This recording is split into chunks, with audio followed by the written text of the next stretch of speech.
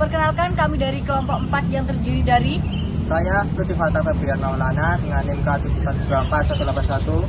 saya Zaskia Rizkyana Herawati dengan NIM K7124199. Saya Nihel Faya Zakalin Alandu dengan NIM K7124187. Saya Haruna Walijati Arifah dengan NIM K7124179. Saya Zainisa Diol Aulia dengan NIM K7124198. Saya Melinda Rahmandiza dengan NIM K7124182.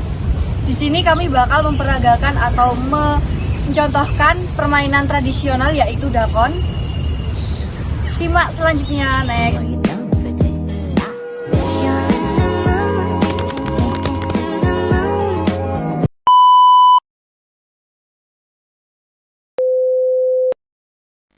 Asal-usul permainan congklak. Asal-usul permainan congklak masih menjadi bahan kajian dan perdebatan di kalangan sejarawan.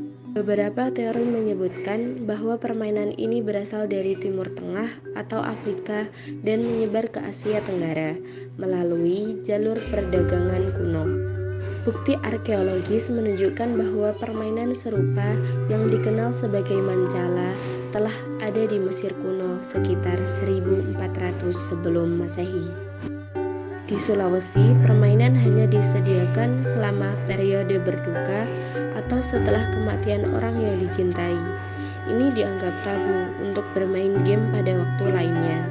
Sedangkan di Jawa Tengah, pada masa prasejarah kali, congklak digunakan untuk petani, menghitung musim untuk tahu kapan untuk menanam dan panen, serta untuk memprediksi masa depan.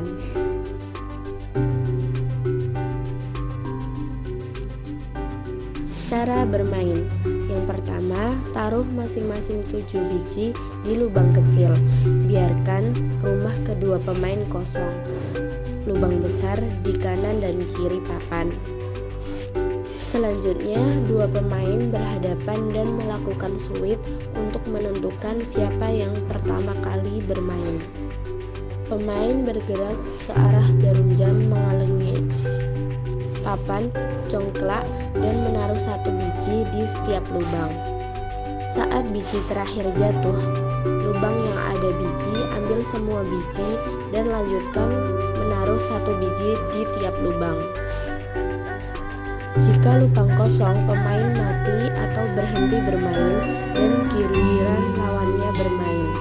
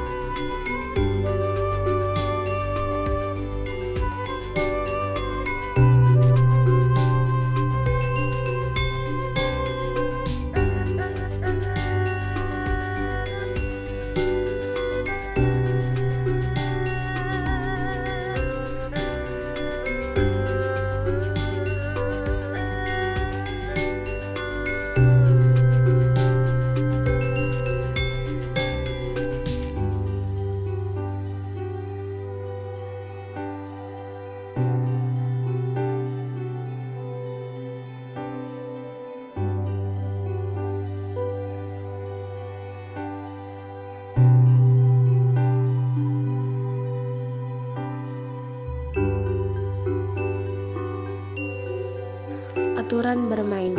Yang pertama, permainan congklak dilakukan oleh 2 orang. Yang kedua, sebelum bermain, lakukan suit untuk menentukan siapa yang bermain terlebih dahulu. Yang ketiga, papan congklak umumnya terbuat dari plastik atau kayu dengan 7 lubang kecil yang saling berhadapan dan 2 lubang besar di tiap ujungnya. Yang keempat, setiap lubang kecil diisi dengan 7 biji congklak sebelum bermain. Yang kelima, pemain yang mendapatkan giliran bermain pilih satu lubang kecil miliknya, lalu mengambil biji congklak untuk dipindahkan ke lubang lain searah jarum jam. Yang keenam, pemain boleh mengambil biji congklak di lubang mana saja asalkan bukan lubang milik lawan.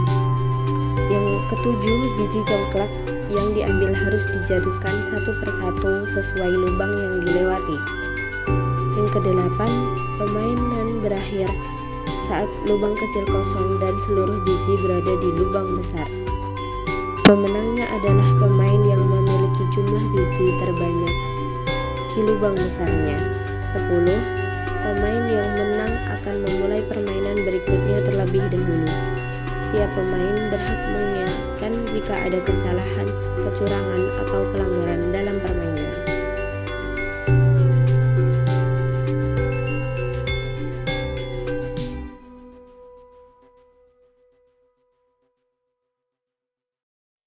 Manfaat permainan tradisional congklak.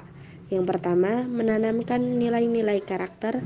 Yang kedua, melatih kemampuan berhitung. Yang ketiga, melatih kemampuan bersosialisasi.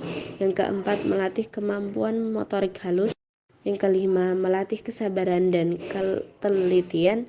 Yang keenam, melatih kecerdasan kinestetik dan logika matematika. Dan yang terakhir, menimbulkan rasa akrab antar sesama.